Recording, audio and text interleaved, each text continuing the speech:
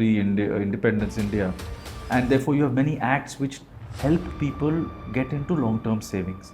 The word pension was never used, but provident fund is something which is quite commonly understood in our country.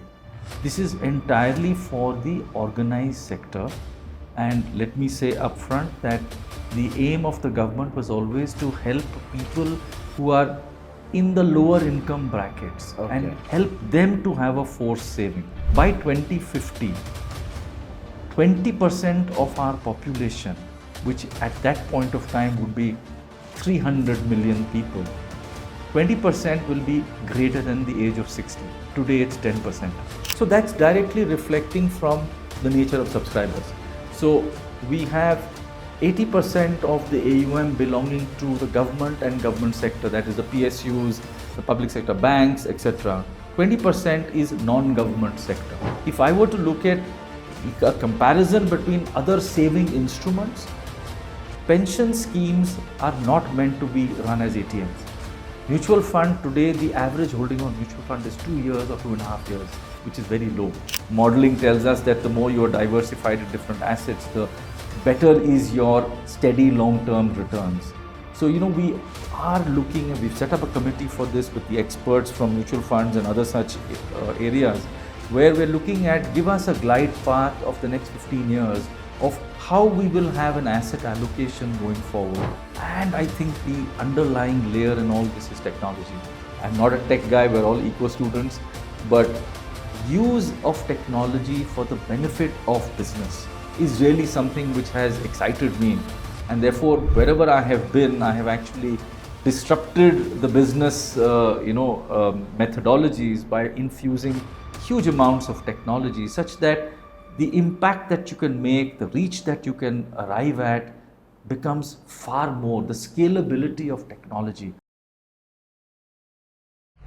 We are joined today with a very, very interesting person. And yes, I've been introducing all our guests as interesting persons, but then we are trying to bring people from very different fields and different walks of life, especially those connected to policy work, into this forum, so that we understand risk, what kind of challenges are faced by that sector, and the resilience that either the government of India or that organization is putting through. So we have Mr. S. Ramann, who is an Audit and Accounts Officer of the 1991 batch. He studied in Delhi in modern school, then St. Stephen's College, then he went to FMS as an MBA, and then joined the service in the 91 batch. So he's had a very interesting career. He will tell us about that as we go along. But we'll start with his current role, where he's currently chairman of the pension PFRDA. He'll tell us the full form, and he has worked in organizations with so many full forms that I, for one, cannot remember all of them. I'm sure he can. So welcome, Mr. Ramann. Thank you, Safi. Good to be here. Good to have you here. So we'll dive straight in, because I have a lot of questions to ask you. And the first question is that this pension thing really muddles me a lot. I've also been in government. There are so many schemes to choose from. So many private organizations are telling you, here's this retirement scheme, this pension scheme. So just while we go through this conversation, it would be good if you can just make it very easy to understand and clear, so that the audience can understand the subject. So can you start with what is the mandate of PFRDA? What does it do? So PFRDA, first the full form, Pension Fund Regulatory and Development Authority. So you have IRDA for the insurance with the same mandate. This is for the pension sector. Now the pension sector in India goes all the way back to pre-independence India, and therefore you have many acts which helped people get into long-term savings. The word pension was never used, but provident fund is something which is quite commonly understood in our country. This is entirely for the organized sector, and let me say upfront that the aim of the government was always to help people who are in the lower income brackets and help them to have a forced saving. So the provident fund scheme, along with a pension component within it, is mandatory for persons who are earning less than 15,000 a month. In the private sector, in the employer-employee sector, let me put it that way. What we call organized. What we call as the organized sector. Our statistics show that we are a country of about 60 crore odd working population, of which the organized sector is 10%. So what have we done for that remaining 90% is really the burning question, which when you look at the statistics of the future, the longevity risk just hits you. I mean, I think we have still not woken up to it because it's not hit us, it's not close enough. By 2050, 20% of our population, which at that point of time would be 300 million people, 20% will be greater than the age of 60. Today it's 10%. Okay. Now, we therefore need to make these people sustain for their future lives, because all of us are living, fortunately or unfortunately, up to 85 and 90 and even beyond. So you have 25 to 30 years of life, which may be even equal to your working life soon. Yes. What have we done for that? Are we looking at this from a public policy perspective?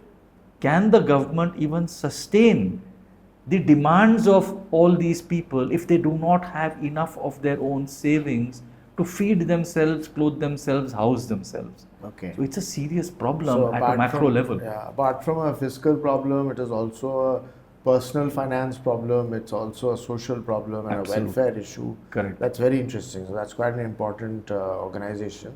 So size-wise, it's, I believe, what, 16 trillion rupees? Correct. So let me quickly also mention that the EPF, being a very old scheme, continues under the Labour Ministry.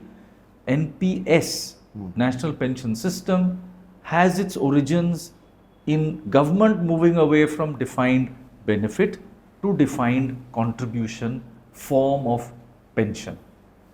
You and I See, belong... this is where it gets confusing. Correct. Now make it simple. Correct. So you and I belong to what is known as the pay-as-you-go system, where we get pension as a deferred wage. Okay. And that is how it is in the legal framework. That's the old pension scheme. That is the old pension scheme. In 2004, a very brave decision, I must say, was taken by the government, 2003 November, and the act and the ordinance was issued, promulgated, saying that we are going to, from 1/1/2004, move all of government, center and state, started with the center, the states followed soon thereafter. We will move to a defined contribution system where every month there is a employer contribution, there is an employee deduction. This constitutes your kitty for the future. So you're accumulating money over the period of time. This money is actually in the market, and that is the very big difference. The markets have been very good for a long time, and therefore people have seen a huge growth in what is their NPS account. This is how it started. It then moved into the entire private sector in 2011 and thereafter. But unfortunately, and this is where I would say PFRDA is probably amiss, it did not bring in the concept of the NPS system to the wider population. So in 15 years, we've just got 72 lakh pension accounts, whereas the entire government system is well over, nearly 1.2 crores. Now that is a mandatory system, but the NPS is a voluntary system. So just to confuse you more, EPF is mandatory on paper, but actually as per law, it is not mandatory for persons more than 15,000 a month, earning more than 15,000 a month. So we are now looking at a future where people are not looking at 60 as a retirement. People are not looking at any number. They need to work, they need to save. How do we get them to save? How do we provide them more alternatives? This is really, I think, the new thinking that has to come in. And already PFRDA is moving down that track to make pension for all a mantra. So we have to have every person in this country, everybody, holding a pension account. So two things come in here. One, that you're talking about growing the size of the pension market, and you're also the principal and the class teacher of the pension market. That's a tougher role, that's a stricter role, and then you have an easier role of pushing, and maybe not easier. So can you tell us the balance between regulation and development? Absolutely. So the development is really, if I may say, also synonymous with distribution. So if there's doorstep banking, which the government has so very well implemented in the last 10 odd years, there is a need for doorstep financial services, including pension. So we have to be able to bring it to the doorstep, and the only way is digital. So we've created digital rails, and we've just recently announced 2 of them, where it will be easy for the intermediaries to be able to bring pension accounts to the people, because it's just a few clicks of a button. Some of them can be introduced to the customers through what is known as their TPAPs, or their service providers who help us in the payment system. So Google Pay, Phone Pay, Bheem, etc. We've created a system where they will nudge their existing users. Hey, do you have a pension account? Do you have NPS? Click here, and in 3 clicks, because he's already linked to a bank, he's already got a bank account, the entire thing is just flowing seamlessly, causing him to get a pension account, and then he pays through UPI. So you can set up your SIPs, you can set up your, the way you'd like to contribute to your pension account. So we have to look at digital means for reaching the numbers we have in our country. Otherwise, it's terribly expensive for us to bring pension to everybody. So that's the development side. That's the development and the regulation side. So the regulation side is really about the actors in the market. So we have 10 pension funds, and I'm happy to state that in the last 6 months, we've had 4 new applications which we've given. So now we have 14 pension funds that will operate. We have the entire set of banks and mutual funds which are well-known names. All of them have become pension funds. So from ICICI to SBI to Bank of Baroda, we have several different. So your public sector ones are SBI, LIC. UTI is no longer strictly public sector. It has moved away from that, but it was one of the public sector pension funds, and therefore the rest are all in the private sector, including Parag Parikh, which is one of the latest entrants. So people have seen an interest in this sector because we've done a few reforms that have helped the understanding of pension funds such that the distribution commissions are a little better. Even after making it a little better, it's 1/5 that of the mutual funds. And of course, let's not compare insurance commissions with this, because that's at a different level altogether. So let me stop you here. So this 16 lakh crores, which is your assets under management, these assets are managed by these 14 pension funds. 10 of them right now? 10, yeah. Okay, 10. Now, of these 10, how much of percentage of which would be with SBI and with LIC? So that's directly reflecting from the nature of subscribers. So we have 80% of the AUM belonging to the government and government sector, that is the PSUs, the public sector banks, etc. 20% is non-government sector. So the government sector behaves differently because it's mandated, therefore the AUMs are much higher. The non-government sector is voluntary, and therefore obviously one has to work much harder to be able to bring them into the sector. What is the trigger? Why will I get into a pension fund? It's really about, one, the return. So the returns are as good as mutual funds. So we did not have 100% equity pension funds schemes. Now we've allowed that to be introduced. So if I were to look at a comparison between other saving instruments, pension schemes are not meant to be run as ATMs. Mutual fund today, the average holding of a mutual fund is 2 years or 2.5 years, which is very low. People use it now like a way to just draw down money from a bank. Pension funds are designed to be the villain. They will not allow you to draw your money down because you have to keep your money for a later date.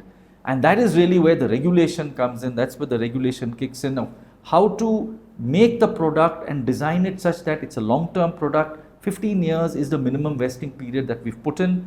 We've moved away from the concept of 60 for the non-government sector. So in a way, it's like a forced saving. It is. Basically with a welfare orientation that those who do not have much income, what will happen to them after they retire and not a working condition.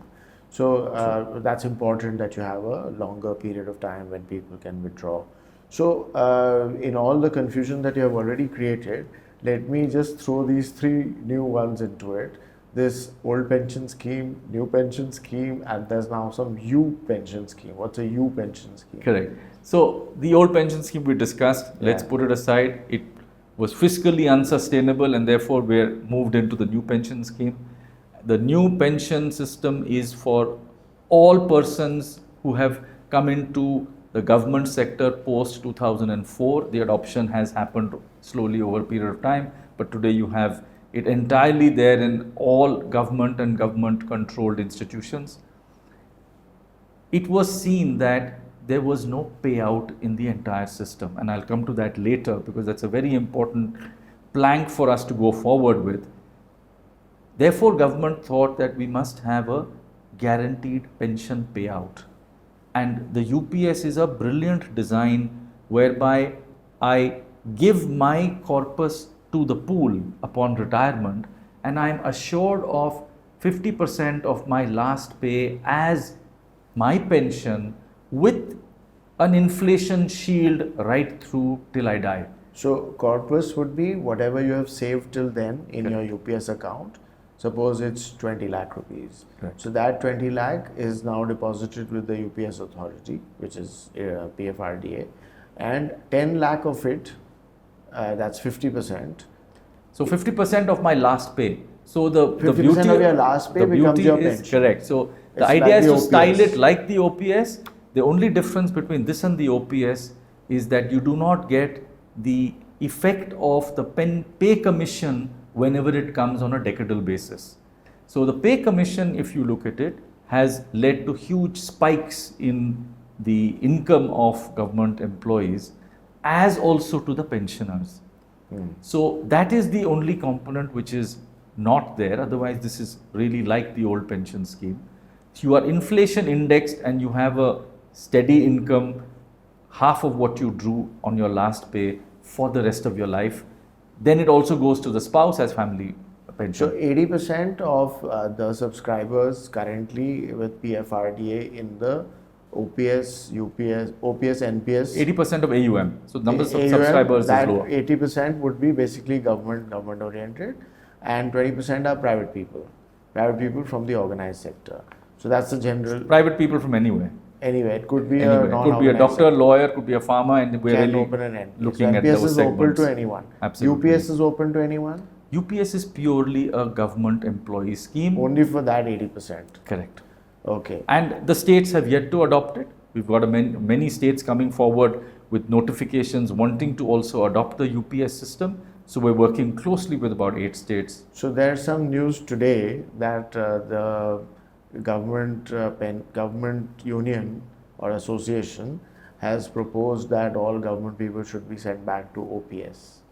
So what would be the maths there? No, it's very interesting because in the course of the last 15 years, 5 state governments at various points of time made the announcement and reverted to the OPS from NPS. Of those 5, 1 state continued to contribute to the NPS system. So, Safi, we have to think of this again from a fiscal maths point of view. Governments may want to do certain things. They are sovereign. They have the rights to announce policies for the welfare of their citizens, for their government employees, whichever way they'd like to see it. But the smart thing is to continuously contribute to that payout. So if I'm offering you a payout, call it by whatever soup of alphabets it may be, but am I saving enough on an annual basis or a monthly basis in order to sustain that payout? So what we are seeing is that the NPS system, because the pension funds have invested wisely, and that's the other part of the regulation where we have investment guidelines and we sort of try and make sure that the investment assets are well founded within guardrails. Because of the market returns that you get over a period of 25 and 30 years, that corpus grows. That corpus is used for making the pension payout. So you could choose OPS, NPS, depending on the government's mood and what its interest is. But having that core bed of money with you, that corpus has to be there with you. So just let me go back to the old pension scheme. So you had said that the old pension scheme basically is kind of deferred income that you get after you retire. So that deferred income is generated out of the fiscal after I retire. Correct. So why isn't that deferred income at that very point in every month that I get my salary say 3,000 rupees, I get 1 lakh rupees. Suppose 3,000 rupees from my salary, don't deduct it from my salary, the government can bring it itself, 3,000 rupees, and start putting it into an account from the beginning itself. That's how OPS works. OPS never worked that way. Ah. So OPS did not bother about where is the money going to come in the future. And this is how it has been in every government in every single country of the world.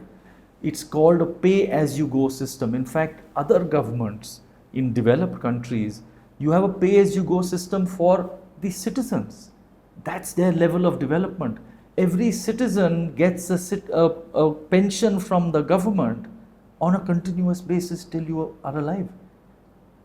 Can you imagine? That's the level of welfare that is provided in many of these governments across Europe, Canada. But they have surpluses from elsewhere which they can use for this. That's right. So they've brought this in as welfare measures. Their taxation, typically rates are much higher. So we are talking about the government policy of how to help people sustain in their old age. This is really the central point. And I think retirement and old age security is becoming more and more important. So the fact that there are now 10 and now 14 pension funds, we've heard of these Canadian pension funds and American pension funds, and there are quite a few, Norwegian, Swedish and others. So they come with a lot of big money into the financial markets. They do a lot of private equity type deals. So do you think these 10 or 14 of our pension funds will ever be allowed to do private equity type of deals? We've already allowed them. So Okay. as part of our investment guidelines, recently we allowed for the pension funds to use up to 1% of their AUM as investment into the asset class of private equity. So in India we call it the AIF. So we are now ready to launch that scheme whereby we will be doing a scrutiny, and when I say we, it's not the regulator but the NPS trust, which actually holds all the money in trust on behalf of the subscribers. So we have the NPS trust which deals directly with the pension funds on a regular basis. So they have set up an entire screening committee with experts from the market who will vet the applications of various AIFs and put them in a particular manner with a particular score, and we will then allow for the pension funds to come and sit in the meeting, and they take a call as to which pension fund is going to invest what amount of money in each of these AIFs. So we are looking at long-term returns to our subscribers. We're looking at returns which the AIF community or the private credit and the private equity community have provided world over of IRR returns of 18 to 30%, which is very much higher than what we ordinarily see within the country. So how do you ensure that, I know you cannot ensure that suppose a pension fund decides to put in, so from the 16 lakh crores AUM, if you have 16,000 crores is Correct. 1%. So 16,000 crores, if suppose a company puts 16 crores into 10 startups and 9 fail and 1 succeeds. So this question also relates to your tenure in SIDBI, whereas prior to PFRDA, you were for some time chairman of SIDBI. So there you had a very good startup venture capital fund going. So how do you, in a government atmosphere, ensure that there are no issues with regard to responsibility and various other things like No, that? absolutely central question. In fact, SIDBI actually got money from the central government to set up the fund of funds. So SIDBI never took a call on investment into a particular portfolio company. It was only an money put as what they call as an LP. So it's a limited partner of an AIF. You therefore put your money across 120 AIF, that's what SIDBI did, and they in turn are looking for the best portfolio companies into which they invest.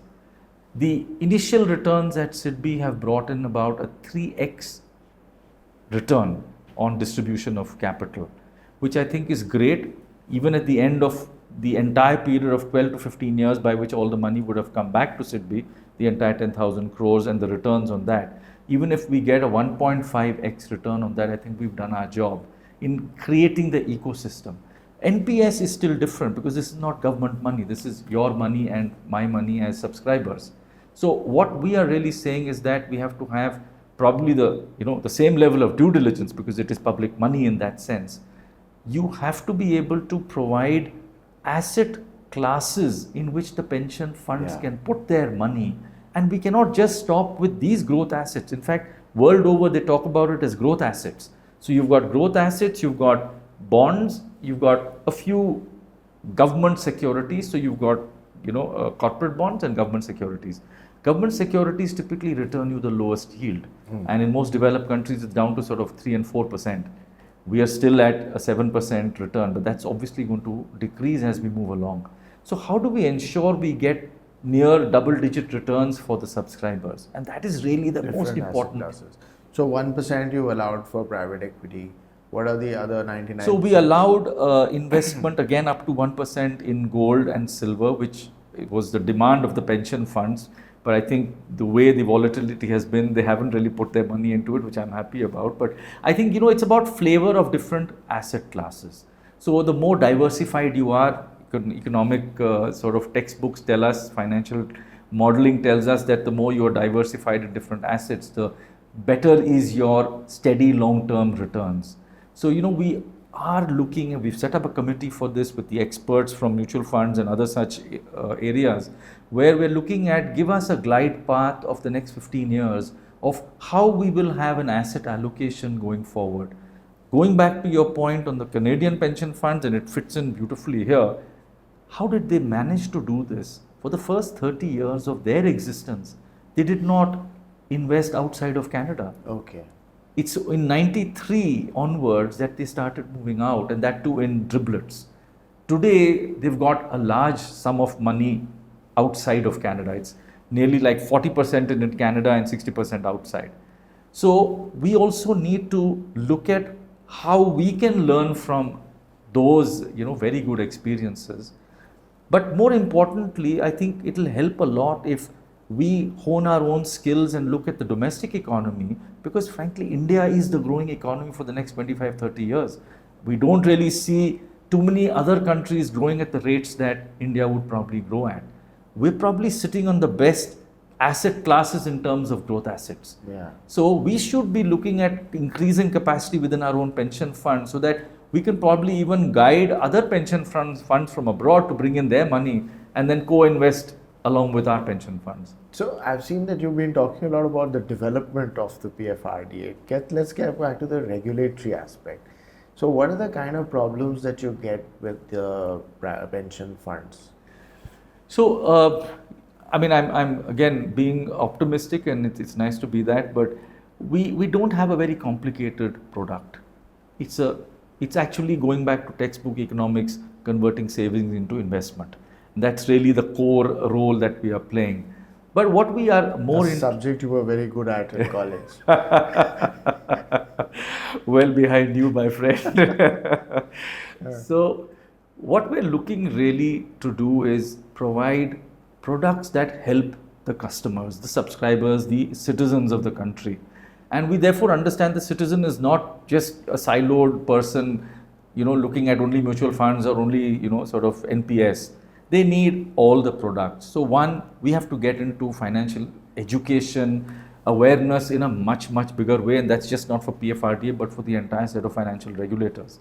But more importantly, within the NPS system, we've just come up with a product where we are clubbing a top-up health insurance along with the pension health account. We're calling it Swasthya account, saying save your money for medical emergencies. Keep your money in a dedicated pool. We will ensure that money goes only to a hospital or to a health service provider for taking care of your medical needs. We will buy premiums for top-up health insurance at much lower cost because we have the benefit of a group insurance. And therefore, what you're getting in the market for say 8,000 rupees as an annual premium for a top-up insurance, you're getting at probably, for 5,000 rupees over here in the NPS So system. which product is this? This is called the NPS Swasthya product, which is now going to roll out. We've just done the POCs in a sort of limited manner to look at how it's rolling out. So a person who already has an NPS will see it on his portal. Correct. That if you want, you can get into this. Absolutely. So it's a choice for the customer again. But the beauty is that when people move out of even a corporate job, they find suddenly that they're out of insurance because the corporate insurance no longer holds. Now, at that stage, individual insurance is very expensive.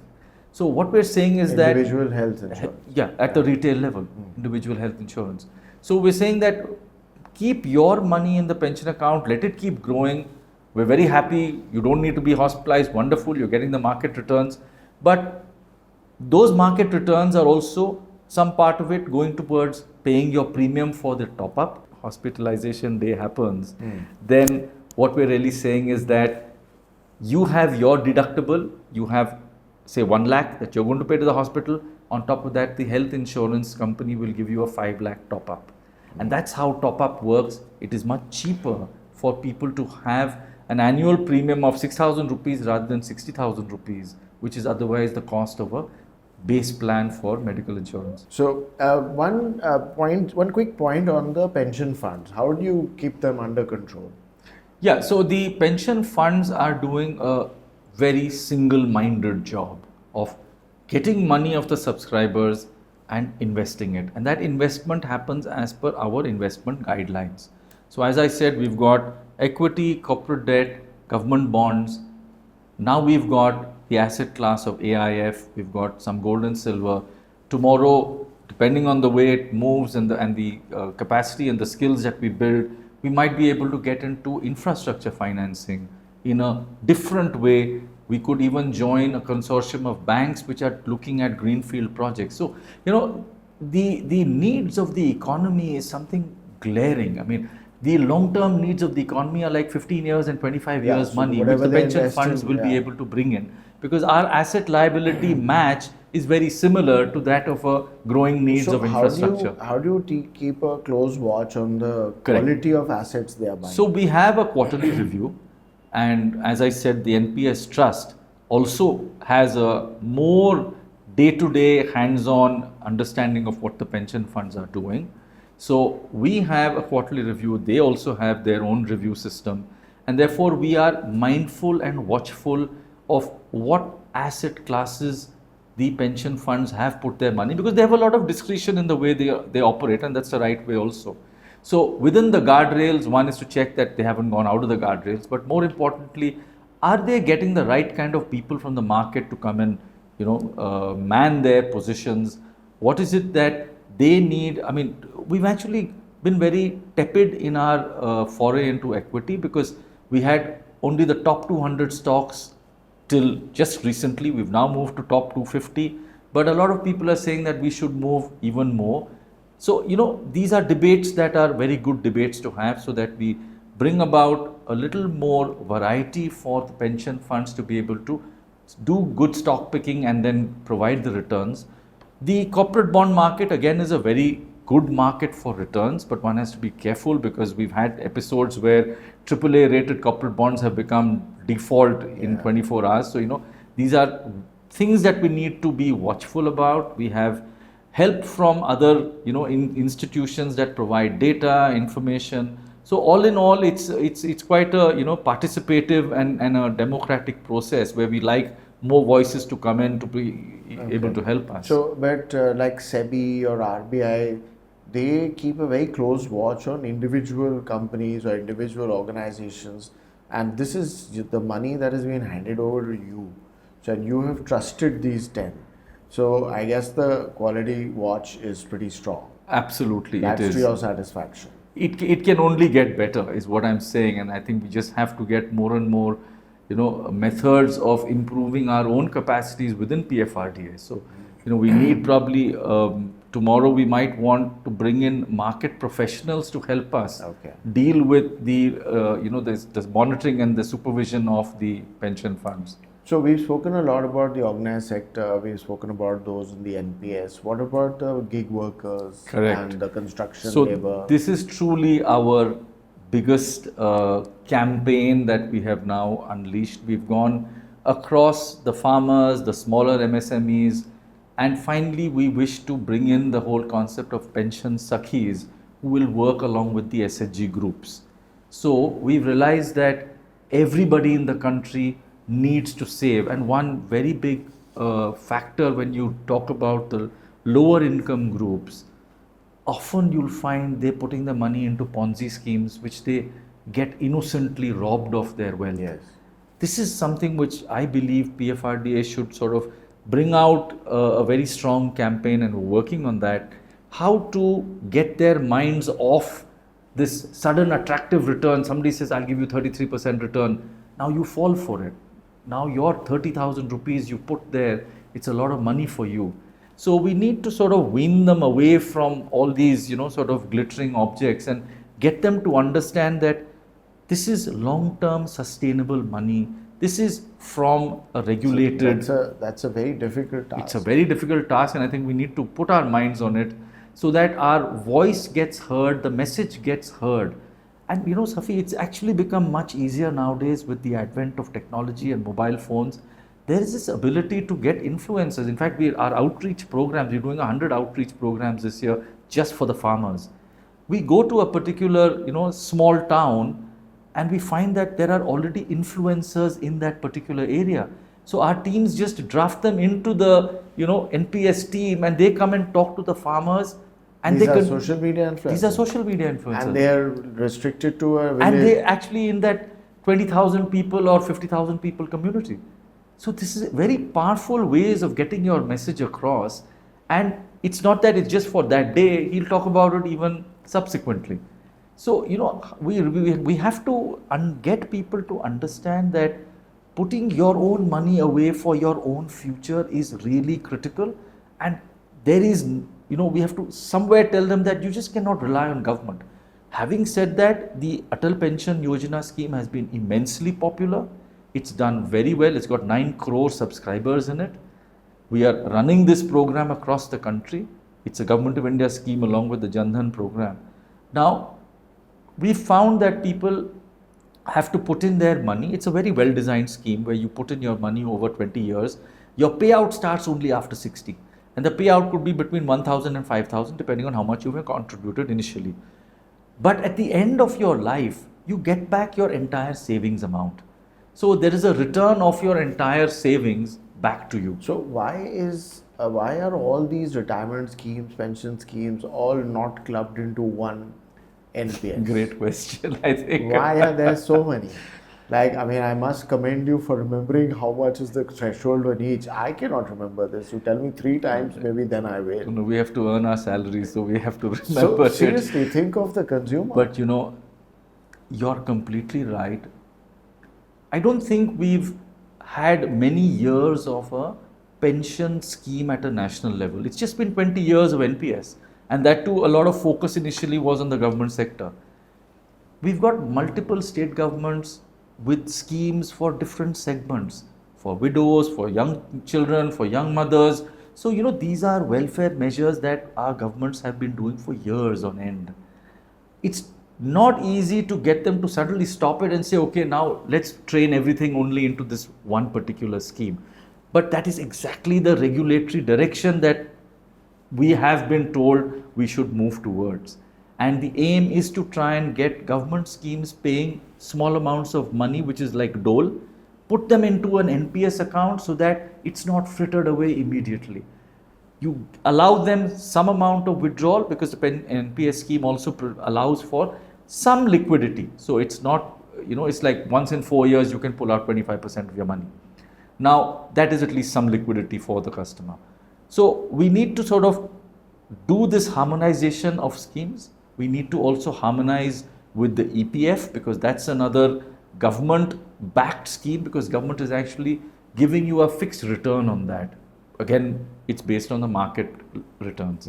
So there is a lot of work needed on this, and this is something which is there very important for the government. So you were talking about how people must be convinced to start putting money away for their old age. Since given that most people are only interested in gold, some real estate, if it's a, suddenly will put it into a very small piece of land, but everybody wants land and everybody wants gold. How are you going to wean these people away from that and put a small portion into pension?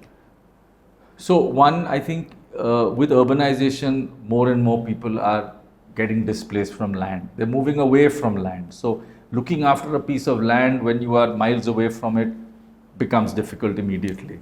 So I think this is a generational concept, and as we move ahead, more and more people will get away from physical assets into financial assets, and this has been seen in every developed country. So it took 100 years probably for the US to reach where it is. We're still, probably just 20 or 30 years into this journey. I believe that things like gold are part of a portfolio. So, it's difficult to tell somebody, listen, don't be in gold and just be in financial assets. And this goes back to the point that there is a portfolio approach for every human being. And we have to therefore recognize it and respect it and start telling them, listen, these are the better products for you. So let's not confuse insurance products with investment products. Insurance are meant for life, health, etc. We, unfortunately, in India have a huge investment angle to the insurance products. Yes. But it's done well. It's served people very well. So, we cannot just wish things away because we as intellectuals feel that this is not the right way of doing things. It's really about making people learn and understand that what suits them better, how is it easier to handle these products, and therefore the cleaner and simpler a product, the better it is for somebody to understand. So the anecdotal mis-selling is really when an 80-year-old woman gets sold a ULIP product which has a 20-year life cycle. Now these things do happen. So, again, it's an incentive structure which is vastly different between NPS and that of an insurance product. So I think as we move along, a lot of information will pass through. You'll be surprised that some of the developed countries, there is no commission payment. It is only based on financial advice, and you pay the financial advisor a certain amount of money. So the distributor does not have an incentive from the manufacturer of the product. So, we've seen this happen in... So that makes all the products level. Exactly. Correct. So is that something we are thinking about? I think somewhere naturally we are moving towards this. Let me take you back to the mutual fund. In 2011, when I was in SEBI, there was this whole move towards direct plan. Nobody understood it. Today, 14 years hence, 45% of mutual fund is indirect plans. So, it takes time, it takes people to understand what it is, what's the benefit for me, and therefore you see, a better, understanding and better choice of financial products. So you worked here now in PFRDA, you worked in SIDBI as chair, then you were in SEBI as executive director, then somewhere in the middle you worked with Information Utility, NESL. NESL, and then you've spent long years in the audit and account service. So essentially that's 5 careers. So how do you see what you have picked up from each one of these, and how do you see yourself today? No, I think it's been extremely fortunate that I've had the exposure as I have, and working in the financial sector has been very rewarding because the kind of training that you get in the audit department is one of looking for risk, understanding where the risk lies, how to also deal with it, how to, reduce it, mitigate it. So there's multiple things that you learn as an auditor in the government sector and in the PSU sector. So I just believe that this is probably all come together in a very happy confluence. And I think the learnings from each sector have helped me understand the next sector so much better. And I think the underlying layer in all this is technology. I'm not a tech guy, we're all eco students, but use of technology for the benefit of business is really something which has excited me, and therefore wherever I have been, I have actually disrupted the business methodologies by infusing huge amounts of technology such that the impact that you can make, the reach that you can arrive at becomes far more, the scalability of technology. I think there is, really a lot that we should applaud for the entire sort of Jandhan and the JAM and the trinity of JAM. The ability of India to create products on that excellent base, which is the identity layer and then the payment layer on top of that. Now we're looking at creation of all sorts of products, and I would look at even AI.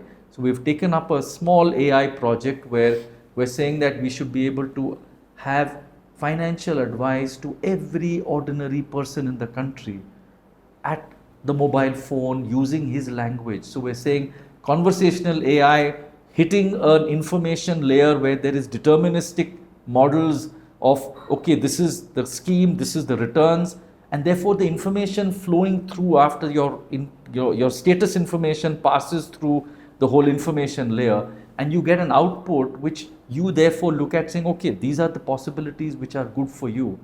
Now that's really something that would be so useful. That would be excellent. Yeah, correct. Yeah. So those are the kind of technology challenges that you can throw to yourself on in the financial sector. So great. It's been excellent talking with you, Mr. Ramann, and hope to see you again in several podcasts from now. Thank you so much, Mr. Rizvi. Thank you. Thank you.